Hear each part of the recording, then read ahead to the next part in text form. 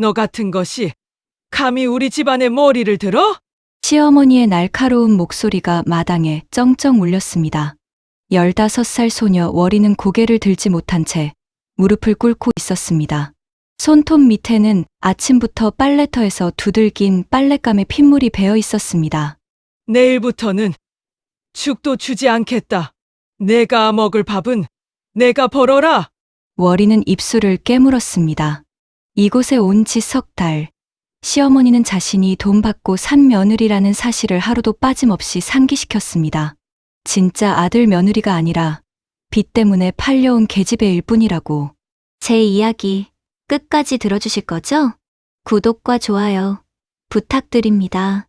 옆에 서 있던 남편 석이는 고개를 돌렸습니다. 22살 청년이었지만 어머니 앞에선 아무 말도 못했습니다. 월이는 그런 남편을 쳐다보지 않았습니다. 기대하지 않았으니까요. 석이 너도 가만히 있지만 말고 저 계집애 단속 좀 해라. 내 빚을 갚으려고 데려온 건데 밥값도 못하잖니. 네, 어머니. 석이의 목소리는 작았습니다. 월이는 알고 있었습니다.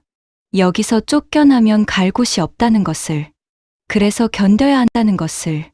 그날 밤, 월이는 부엌 구석에 쪼그려 앉아 찬밥 한 숟갈을 떠먹다가 문득 바깥에서 들려오는 소리에 귀를 기울였습니다.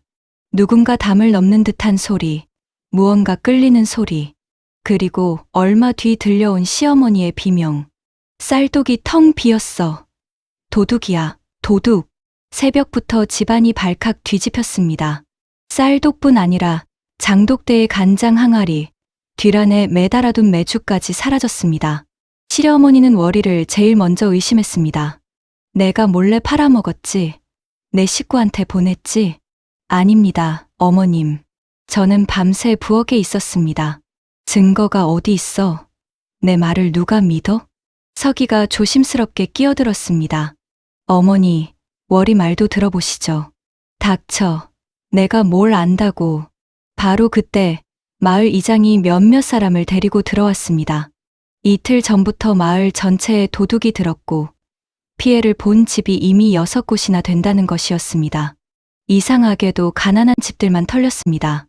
부잣집은 멀쩡한데 도둑도 가진 눈이 있나 보구려. 사람들이 수군거렸습니다. 시어머니는 그제야 월이를 놓아줬지만 의심의 눈초리는 거두지 않았습니다. 어쨌든 내가 불길을 끌고 온 게 틀림없어. 월이는 대답하지 않았습니다.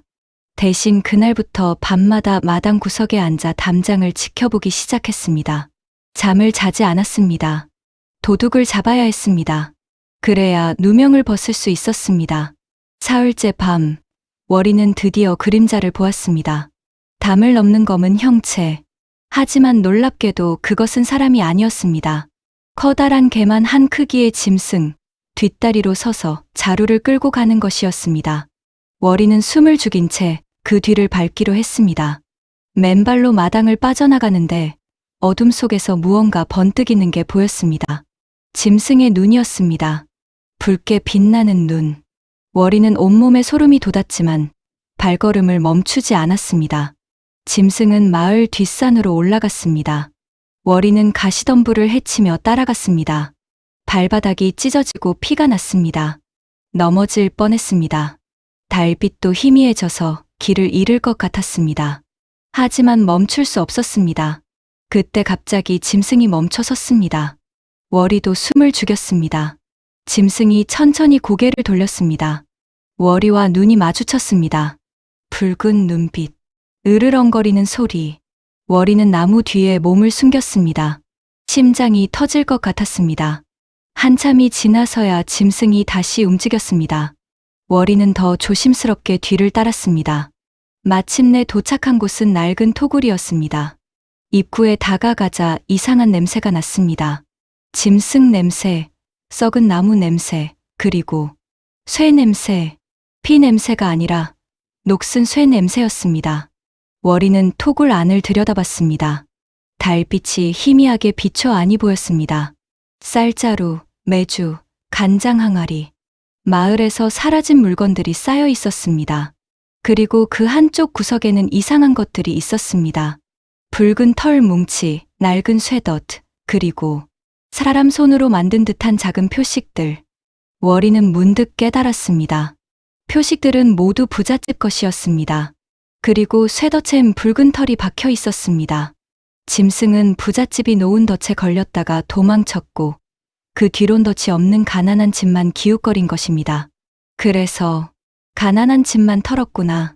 월이가 한 발 더 들어서려는 순간 뒤에서 낑낑거리는 소리가 들렸습니다. 돌아보니 그 짐승이 서 있었습니다. 하지만 공격하지 않았습니다. 그저 월이를 막아서며 톡을 안쪽을 가렸습니다. 내가 다 가져간 거구나. 월이는 천천히 말했습니다. 짐승은 대답 대신 낑낑거렸습니다. 월이는 톡을 입구에 쌓인 쌀자루 하나를 끌어냈습니다. 내가 이걸 마을로 가져가겠다. 내가 도둑이라는 걸 증명하겠다. 짐승은 날카로운 소리를 냈습니다. 하지만 월이가 자루를 매자 이상하게도 공격하지 않았습니다. 그저 멀리서 따라오며 낑낑거릴 뿐이었습니다. 월이는 새벽녘 마을로 돌아와 이장의 집 문을 두드렸습니다. 자루를 내려놓고 토굴의 위치를 설명했습니다. 이장은 놀란 얼굴로 몇몇 장정을 데리고 산으로 올라갔고 해가 뜰 무렵 마을 사람들이 잃어버린 물건을 모두 되찾았습니다. 이 계집애가 도둑을 잡았다니, 산짐승이 이런 짓을 하다니 처음 듣는 일이야. 사람들은 수군거렸습니다. 하지만 한 사람이 고개를 갸우뚱했습니다. 그런데 이상하지 않소? 짐승이 왜 가난한 집만 털었을까? 맞아. 부잣집은 하나도 안 건드렸잖아. 그리고 토굴에 있던 그 쇠덫이며 표식들은 뭐였을까? 이장이 턱을 쓸었습니다. 뭔가 더 있는 것 같구려. 좀 더 살펴봐야겠어. 월이는 시어머니가 쌀자루를 돌려받으며 자신을 힐끗 쳐다보는 것을 보았습니다. 그 눈빛에는 여전히 의심이 남아 있었습니다. 내가 짐승과 짜고 버린 일 아니냐? 아닙니다, 어머님. 그럼 어떻게 밤중에 산길을 찾아갔어? 어떻게 짐승이 너는 안 해쳤어? 월이는 고개를 저었습니다. 저는 그저 도둑이 아니라는 걸 보이고 싶었을 뿐입니다. 서기가 끼어들었습니다. 어머니, 월이가 도둑을 잡았잖습니까? 그걸로 충분하지 않습니까? 내가 뭘 안다고. 수상한 건 수상한 거야. 시어머니는 콧방귀를 뀌었습니다. 믿거나 말거나. 어쨌든 내 밥값은 내가 벌어라. 그날부터 월이는 마을 사람들의 일을 거들기 시작했습니다. 빨래를 해주고 밭일을 도왔습니다. 품삯 쓴 쌀 한 돼, 보리 한 줌이었습니다. 시어머니는 그것마저 빼앗으려 했지만 이장이 나섰습니다. 저 아이가 번 것은 저 아이 것이오. 당신이 손댈 권리는 없소. 시어머니는 입을 다물었지만 눈빛은 더욱 차가워졌습니다. 그러던 어느 날 밤, 월이는 이상한 일을 겪었습니다.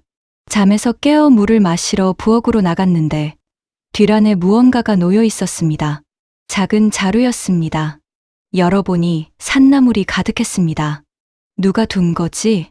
다음 날 밤에는 버섯이 놓여 있었습니다. 그 다음 날 밤에는 약초였습니다. 월이는 밤마다 창문으로 지켜봤습니다. 그리고 사흘째 밤, 드디어 보았습니다. 달빛 아래 뒷다리로 서서 조그만 자루를 끌고 오는 그 짐승을. 내가 이걸 갖다 주는 거구나. 짐승은 월이를 보자 잠깐 멈칫했습니다. 그러고는 자루를 내려놓고 달아났습니다. 월이는 자루를 열어보았습니다.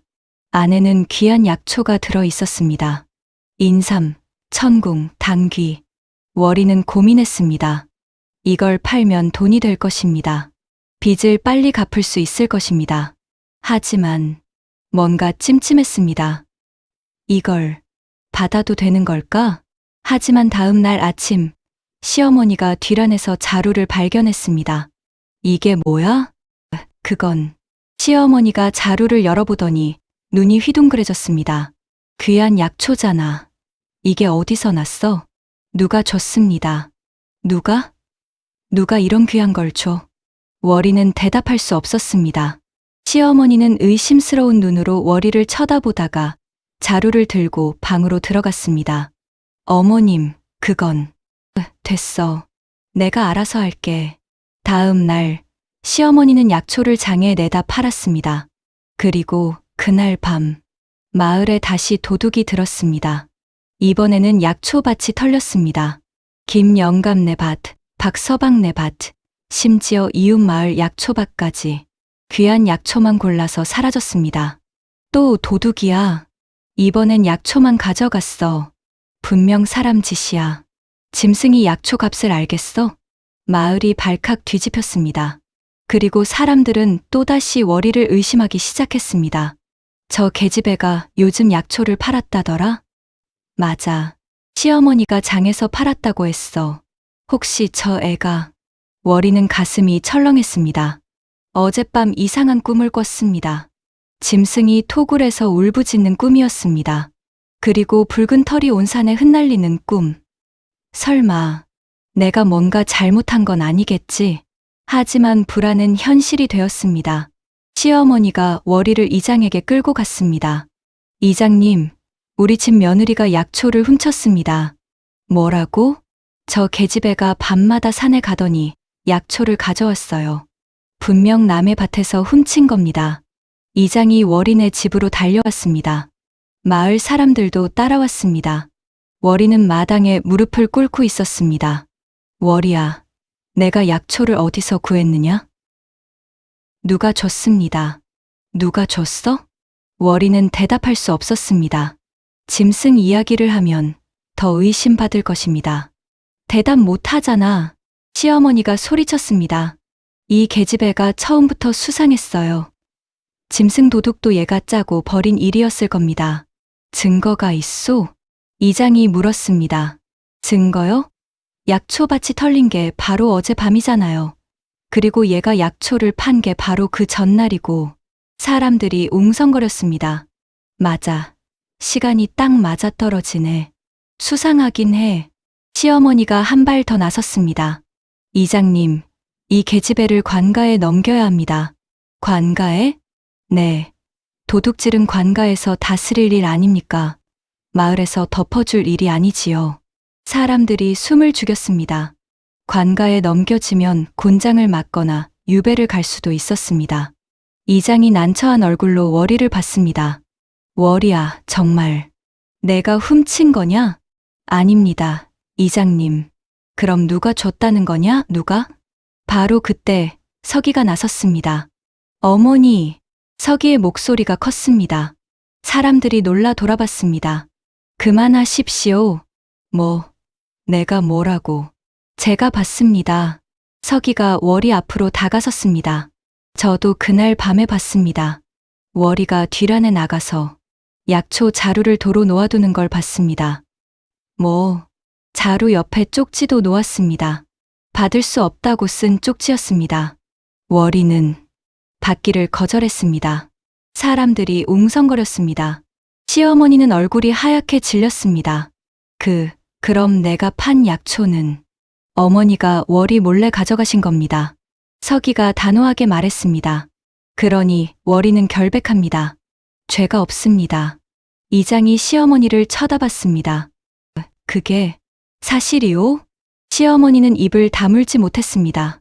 서기가 이장에게 말했습니다. 관가는 안 됩니다. 월이는 아무 죄가 없습니다.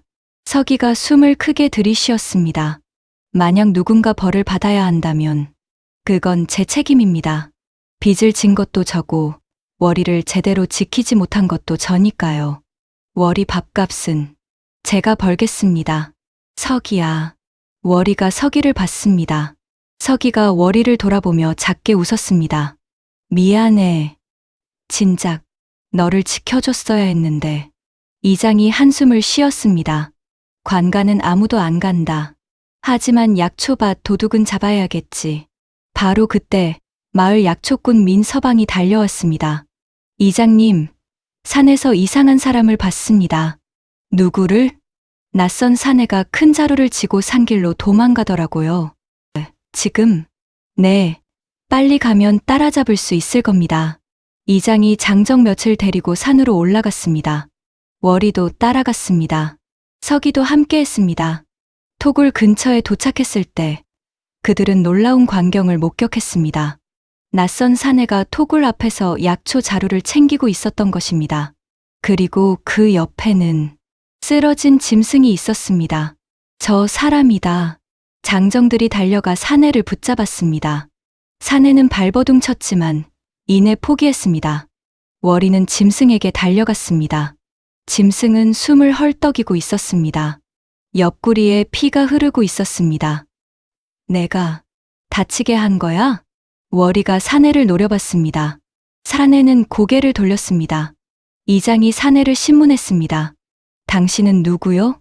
사내가 마지못해 입을 열었습니다. 이웃 고을 약방 주인이요. 약방 주인이 왜 도둑질을? 관가에 약초를 납품하기로 계약했소. 한 달 안에 귀한 약초 100근을 바쳐야 했소. 사람들이 숨을 죽였습니다. 못 바치면 목이 날아가오. 관가와 계약을 어기면 죽는 거요. 그래서 남의 밭을 턴 거요? 처음엔 돈 주고 사려 했소. 하지만 약초 값이 너무 올랐소. 내 돈으론 도저히. 그래서 훔치기 시작했소. 사내가 고개를 숙였습니다. 처음엔 가난한 집들만 조금씩 털었소. 들키지 않을 줄 알았소. 하지만 마을에서 수색을 하더군. 그래서 산으로 숨어들어 약초밭을 털기 시작했소. 가난한 집을 먼저 턴 이유가 뭐요? 가난한 집은 덫도 없고 관가에 신고도 못하니까 억울해도 참을 거라고 생각했소. 사람들이 분노했습니다. 이 파렴치한 놈. 가난한 사람들이 더 쉬운 먹잇감이라고 생각한 거냐? 이장이 사내의 자루를 뒤졌습니다. 안에는 여러 집 약초밭에 표식이 들어 있었습니다. 이 표식들 모두 피해를 본 집들 것이오. 그렇소. 저 짐승은 왜 쓰러져 있소? 사내가 토구를 가리켰습니다. 저 짐승이 이 토구를 지키고 있었소. 내가 약초를 훔쳐와서 여기 숨기려고 했는데 짐승이 날 공격했소. 그래서 막대기로 쳤소. 월이가 사내를 똑바로 쳐다봤습니다. 당신, 처음 도둑도 당신이었습니까? 아니요. 처음 도둑은 저 짐승이었소. 내가 처음 이 마을에 왔을 때 짐승이 이미 물건들을 모아두고 있더군. 그럼 나는 그걸 이용한 거요. 사내가 비웃듯 말했습니다. 짐승 탓으로 보이게 하면 내가 얼마든지 계속 훔칠 수 있겠더군. 그래서 짐승이 준 걸 사람이 팔면 내가 다시 움직였소. 딱 그 타이밍에 월이는 온몸에 소름이 돋았습니다. 당신이 일부러 그렇게 만든 거군요. 짐승한테 죄를 뒤집어 씌우려고. 사내는 대답하지 않았습니다. 하지만 그 침묵이 답이었습니다. 이 나쁜 놈. 서기가 사내에게 달려들려 했지만 이장이 막았습니다. 진정해. 관가에서 벌을 받을 거야. 이장이 사내를 일으켜 세웠습니다. 당신은 이웃 고을 관가에 넘기겠소. 도둑질, 사기, 그리고 무고한 짐승에게 죄를 뒤집어 씌운 죄까지 용서해 주시오. 용서는 피해자들이 할 일이오. 장정들이 사내를 끌고 갔습니다. 사람들은 토굴에서 약초들을 찾아 주인들에게 돌려주었습니다. 하지만 월이는 남았습니다. 서기도 월이 옆에 남았습니다. 월이는 짐승의 상처를 조심스럽게 살폈습니다. 깊지는 않았지만 며칠은 쉬어야 할 것 같았습니다. 서기가 옷을 찢어 월이에게 건넸습니다. 이걸로 감싸. 고마워. 두 사람은 함께 짐승의 상처를 동염했습니다. 짐승은 월이를 물끄러미 쳐다봤습니다. 미안해. 내가 조심하지 못해서 내가 다쳤어. 짐승은 고개를 저었습니다. 아니, 그렇게 보였습니다. 그날부터 월이와 서기는 매일 산에 올라가 짐승을 돌봤습니다. 밥을 갖다 주고, 물을 갖다 주고, 상처를 닦아주었습니다. 짐승은 점점 회복되었습니다. 닷새쯤 지났을 때 마을 사람들이 월이네 집으로 찾아왔습니다. 월이야, 이걸 받아라. 손에 보따리를 들고 있었습니다. 이게 뭡니까? 내가 진짜 도둑을 잡아준 고마움에 주는 거야. 그리고 의심해서 미안하다. 월이는 보따리를 받았습니다. 안에는 쌀, 나물, 그리고 약간의 돈이 들어 있었습니다. 사람들이 돌아간 뒤 시어머니가 월이를 불렀습니다. 월이야. 네, 어머님. 시어머니는 한참을 말을 잇지 못하다가 무릎을 꿇었습니다. 어머님, 월이가 놀라 시어머니를 일으키려 했지만 시어머니는 고개를 숙인 채 말했습니다. 미안하다. 너를 도둑이라고 몰았어. 관가에까지 보내려고 했지. 괜찮습니다, 어머님. 괜찮지 않아. 난 내가 거절한 약초를 몰래 팔았어. 그것 때문에 내가 또 의심받았고 짐승이 다쳤어. 시어머니의 목소리가 떨렸습니다. 내가 탐욕을 부린 거야. 너를 사람 취급도 안 하면서 내 것은 빼앗으려고만 했어. 월이가 시어머니의 손을 잡았습니다. 어머님, 일어나세요. 월이야, 어머님도 힘드셨을 겁니다. 빚도 있고 먹고 살기도 어려우시고. 그래도 그건 내 탓이 아니잖니. 이제 괜찮습니다. 시어머니가 월이를 안았습니다. 고맙다. 그리고 미안하다.